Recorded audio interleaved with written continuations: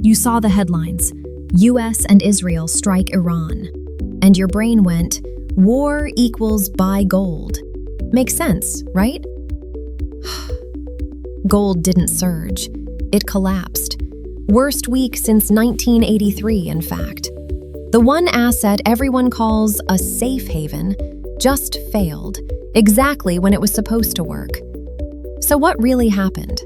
Today, I'm breaking down the chain reaction that drained retail accounts worldwide. And once you see it, you'll never trust gold the same way again. On February 28th, the United States and Israel launched strikes on Iran. And gold did exactly what gold always does. It ran. Gold surged from $5,296 to $5,423 per troy ounce after the strikes began. Every trader watching nodded. Textbook.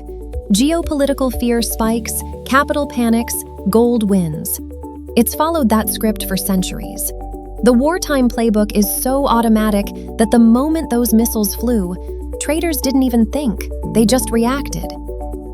But the script had a second act nobody read.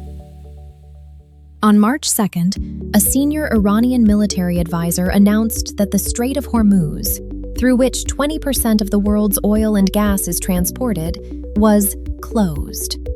That sent oil prices soaring above $100 a barrel, and that single number quietly rewrote the entire macro story. Now I know what you're thinking. Wait, isn't inflation supposed to be good for gold? Yes, normally. That's the textbook answer. Inflation erodes the dollar. Gold holds its value. Classic hedge. But this inflation is different because it didn't come from money printing or government spending. It came from oil. And oil-driven inflation doesn't just raise prices at the pump, it strengthens the dollar. And a strong dollar is gold's worst enemy. Here's the most important part of this whole story. Before this conflict, global central banks were quietly de-dollarizing. For years, they were slowly reducing their US dollar reserves, diversifying into gold, local currencies, alternatives. It was the most important geopolitical financial trend of the decade. Then, oil hit $100. Here's the mechanism. Pay attention, because this is the key insight. Oil is priced in dollars. Every country that needs oil has to buy it in US dollars. So when oil prices surge, global dollar demand surges with it. The greenback didn't weaken under conflict pressure, it surged. The US dollar index reached high level as the Iran war intensified, with the greenback benefiting from its status as the world's primary reserve currency. And with one move, years of de-dollarization momentum collapsed. Central banks that had been carefully diversifying away from US dollars found themselves needing more dollars to buy oil, not fewer. The dollar wasn't just surviving the war, it was winning it.